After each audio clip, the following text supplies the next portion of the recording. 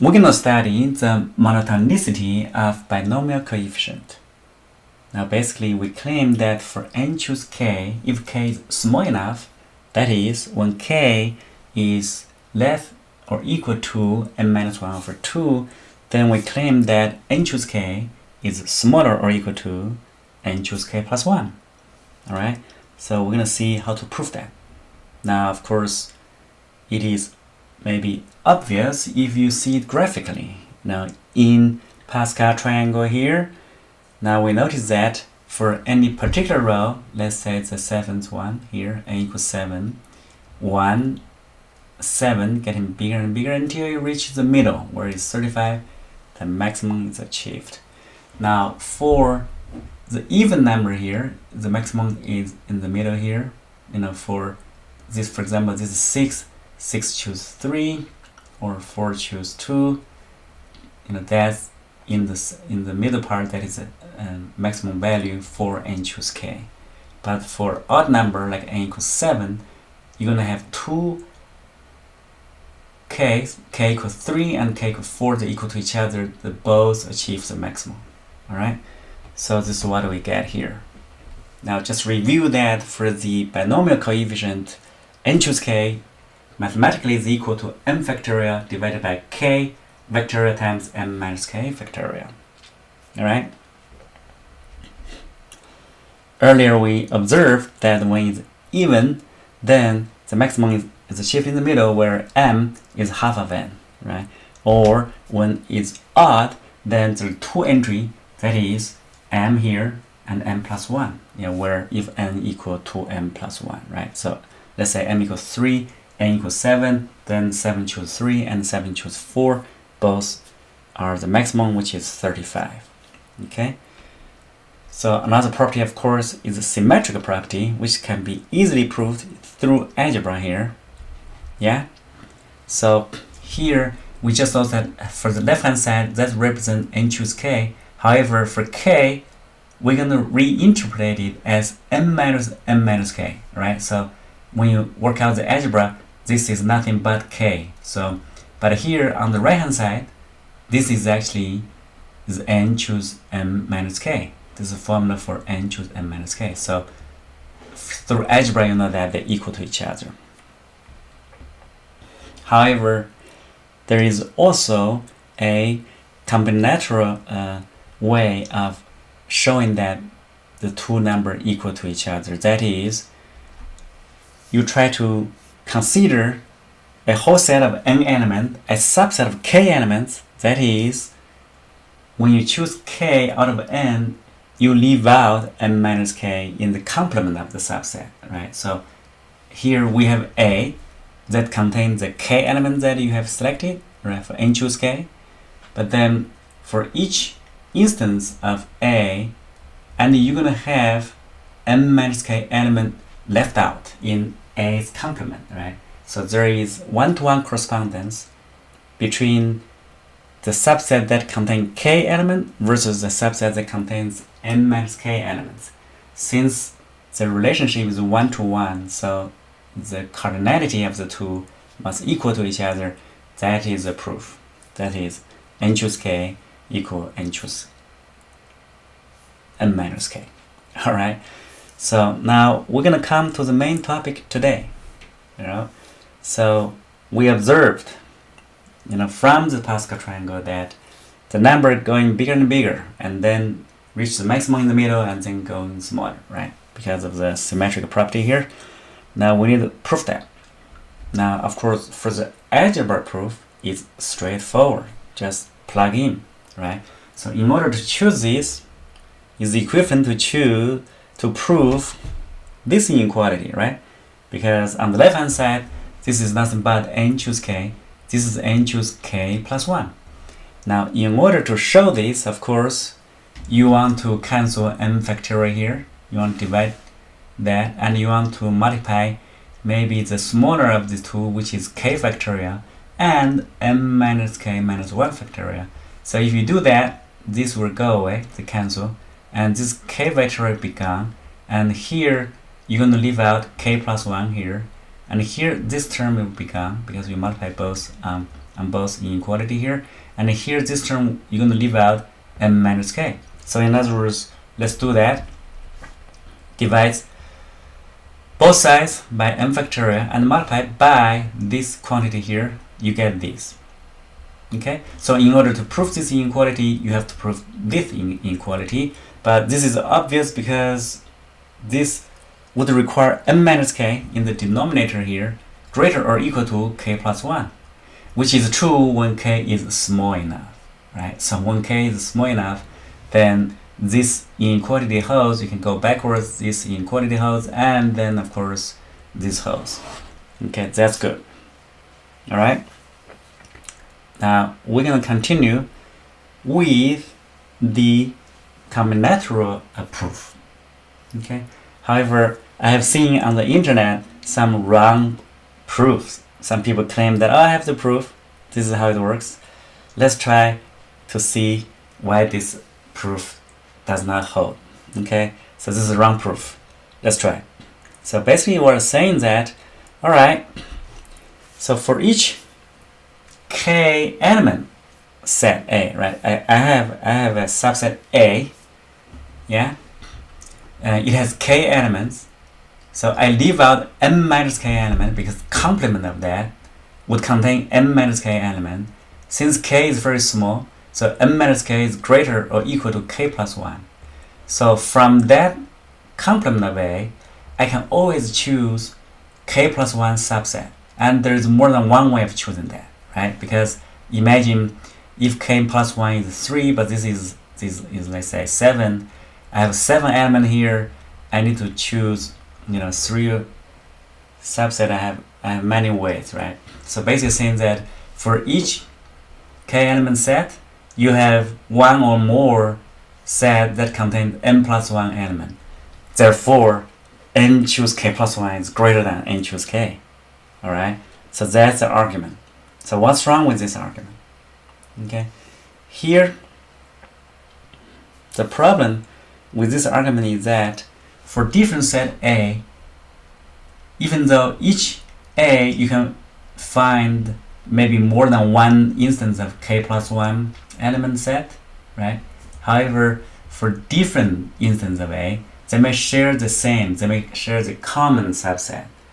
So you cannot reach the conclusion that n choose k is smaller or equal to n choose k plus 1 by this simple argument, right?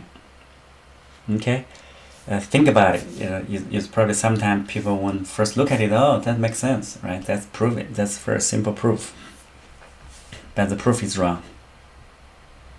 Okay, so let's come to a correct proof. Okay. So here we try to define two sets. Now notice that this A and B is set of sets. Okay, so in A, I'm going to contain all the sets or the subset that contain k elements. Of course, the whole set is n elements, right? So B is the set of all subsets that contain k plus 1 element, right? So remember, A and B are sets of sets. Now I'm going to establish a relation between these two sets. So I'm calling it R. What is R? We say that relation A-R-B means what? They are related. If A, which is a set that contains k element, B, which is a set that contains k plus 1 element, we say that they are related, or in mathematical notation is A-R-B, if and only if B, which contains k plus 1 element, only differ by one element. In other words, B is nothing but contain all the elements from A plus a new element, right? So this relationship is well defined. Okay. Now I claim there's some cardinality about this relation. All right. So in other words, if we define this relation, okay, you probably want to pause the video to think about it if you are new to this term ARB kind of concept, right? So here, for element in A, remember this lowercase a is a subset. Okay, so it contains k elements, which means you're going to leave out m minus k in the complement of the element, right? So the way to form a new set that contains k plus 1 element is you pick just one element from the remaining m minus k. So there are m minus k choices.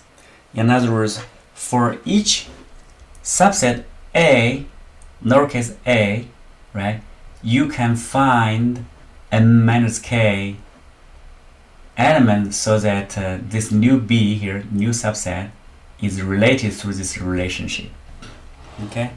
Now in the other direction, for any B here, because B, lowercase b here is a set, is a subset that contains k plus 1 element. You want to remove one so that you become a subset of k elements. And there are k plus 1 way of removing one element, right? So you can form, for a given lowercase b, you can form lowercase a by removing one element y. Here there is k plus 1 of y you can choose from. In other words, you can have k plus 1 in a way of forming a relation ARB. Okay, so it may be confusing, but pause the video, think about it, what does it mean? Okay, so maybe easier to show this in a graph. Now here, again, if you're new to the graph theory, that may be a challenge here, but let me try to explain even if you do not have graph theory background. So basically, what a graph here, we have nodes. This is a subset of k elements on the left hand side. The big set A is a set of all the subsets that contain k element. So of course the cardinality of that would be n choose k, right? Now B would contain all the sets that contains k plus 1 element, right? So B1 is a subset that contains k plus 1 elements, right? Earlier, we said that ARB, in other words, these two sets are related if they only differ by one element, right? Because remember, B has k plus 1 element. So if B and A1, they're related only if they differ by one element only. Every other element shares the same. Earlier, we say that for each A, there are m minus k B you can associate with. So you have a relation here by making the connection. We call it edge. You know, there is an edge A between A and B if and only if A and B are related with this relation. The relation by definition is that B has one more element and every other element are the same as A. Okay, so earlier by the analysis is that for every element in A1 you can find m minus k,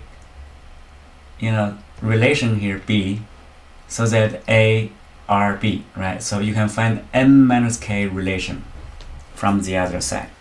By the way, this graph is called bipartite graph. That is a graph that you have two sets of nodes A and B here in the diagram.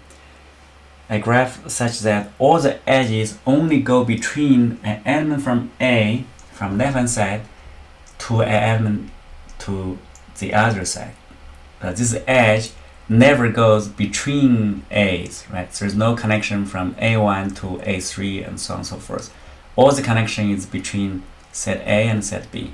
In this bipartite graph, from earlier analysis saying that each node A here has a degree, which is number of connections to the other side. We call degree m minus k.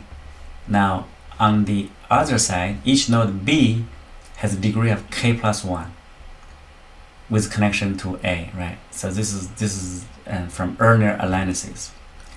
Now, how to count the total number of connections, the edges here? Now, if you consider the elements in A is going to be the cardinality of A times each edge degree, right? Each node's degree, m minus k. Or if you use the right set, you can use combinatorial B times each node in B has k plus 1 connections, right? So these two equal to each other, right? Now, okay, this is what we have. Okay, from ordinary analysis,